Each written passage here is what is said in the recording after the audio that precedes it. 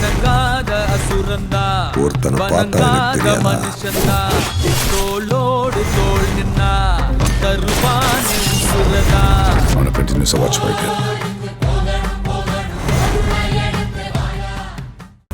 பெரியமா உங்களை கெஞ்சி கேட்டுக்கிறேன், மாப்பிள்ளை மேல அபாண்டமா வீண் பழி போடாதீங்க. என்னால அதை தாங்கிக்கவே முடியாது. ஏய், நாங்க ஒண்ணு கதை சொல்லல, கண்ணால பார்த்த கொடுமையை தான் சொல்றோம். பெரியப்பா எழில் ரொம்ப நல்ல மனுஷன் பெரியப்பா. மற்றவங்களுக்கு எந்த கெடுதலும் நினைக்க மாட்டாரு. அவரை பத்தி அவதூறா பேசினா பேசுறவங்க நாக்கு தான் அழுகி போகும். எங்க தேனாலும் இப்படி ஒரு மாப்பிள்ள என் தங்கச்சிக்கு கிடைக்கவே மாட்டாரு. என் தங்கச்சி தான் உலகன்னு வாழ்ற கண்ணியமான மனுஷன் அவரு. டேய், அப்படின்னு நாம தான்டா நம்பிக்கிட்டு இருக்கோம். ஆனா நிஜத்துல அவர் அப்படி இல்ல. பெரியப்பா, இன்னைக்கு நாங்க ஒரு கிஃப்ட் ஷாப் போயிருந்தோம். அங்க ஒரு பொண்ணு அவர் முன்னாடி முட்டிக்கால் போட்டுக்கிட்டு ஐ லவ் யூ எழில்னு காதல் வசனம் பேசிக்கிட்டு இருக்கா.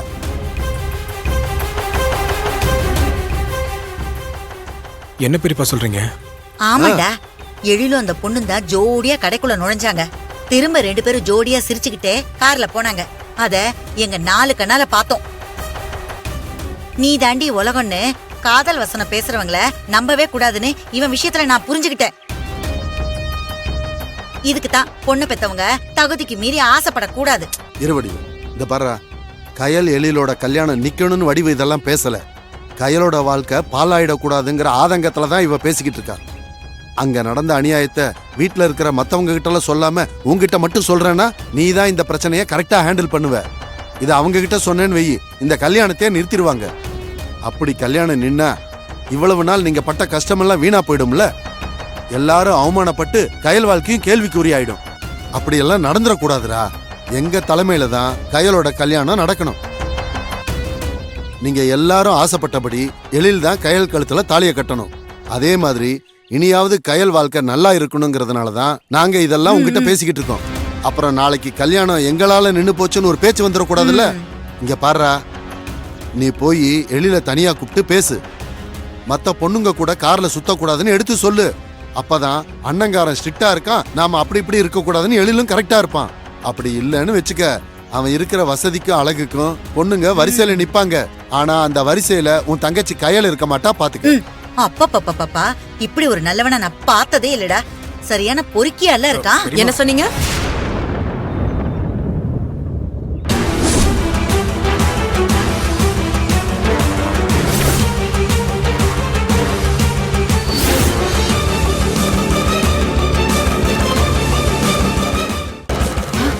என்ன சொன்னீங்க? எழில என்ன சொன்னீங்க? இல்ல, அவரு ரொம்ப பொறுப்பானவர்னு சொன்னேன். பொறுப்பானவன்னு சொன்னீங்களா இல்ல பொறுக்கின்னு சொன்னீங்களா? அது ஒண்ணு இல்லம்மா, பொறுப்பானவர் தான் நான் சொன்னேன். காத்தடிக்கிற வேகத்துல உன் காதுல பொறுக்கின்னு விழுந்திருக்கும். நான் வேணா மறுபடியும் சொல்லட்டுமா? எழில் மாதிரி பொறுப்பான ஒருத்தன். நிறுத்துங்க. இங்க நடந்த எல்லாத்தையும் நான் பாத்துட்டு தான் இருந்தேன். எழில தப்பா பேசாதீங்கன்னு ஆரம்பத்திலேயே இவன் அதட்டுறான். அப்பவும் உங்க வாய் அடங்கல. எழில பத்தி பேசுறதுக்கு இங்க யாருக்குமே அதிகாரம் கிடையாது. கயலே, நாங்க ஒண்ணு எடுத்து கட்டி சொல்லலாமா? நாங்களே பார்த்தோம். என்ன பாத்தீங்க? எழிலும் ஒரு பொண்ணும் கிஃப்ட் ஷாப்ல இருந்தாங்க, அதானே? ஆமா.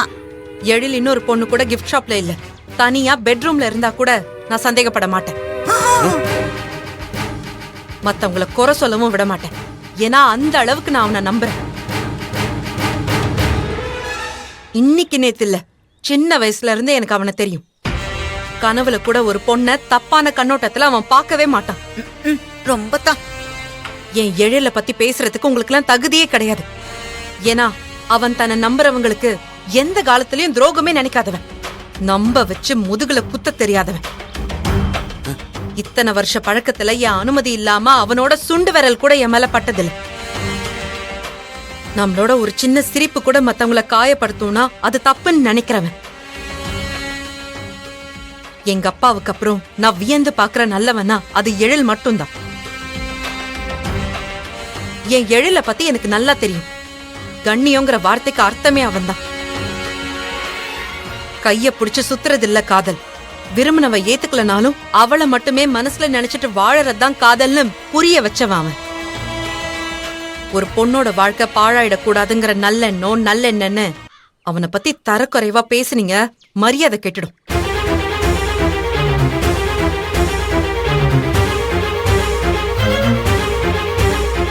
கயல், என்ன கையில் இங்க நிக்கிற? மாமா, என்ன இங்க நிக்கிறீங்க? நீயே ஒரு நியாயத்தை சொல்லுமா.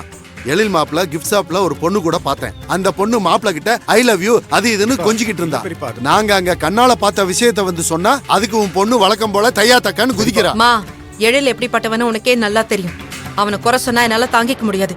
என்ன விடு, உன்னால அதை ஏத்துக்க முடியுதா?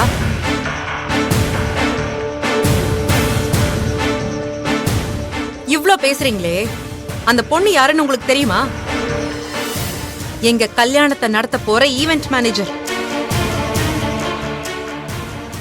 இன்னைக்கு சாயந்தரம் எனக்கும் எழிலுக்கும் ப்ரீ வெட்டிங் போட்டோ ஷூட் நடக்க போகுது. அதுக்கான ஏற்பாட்டுக்காக கூட அந்த கடைக்கு போயிருக்கலாம்ல. அதை வச்சு நீங்க தப்பா கதை கட்டிட்டு இருக்கீங்க.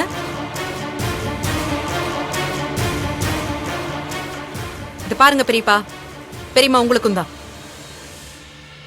எனக்கும் எழிலுக்கும் கல்யாணம் நடக்குதோ இல்லையோ, ஏன் நடக்கலனே வைங்க,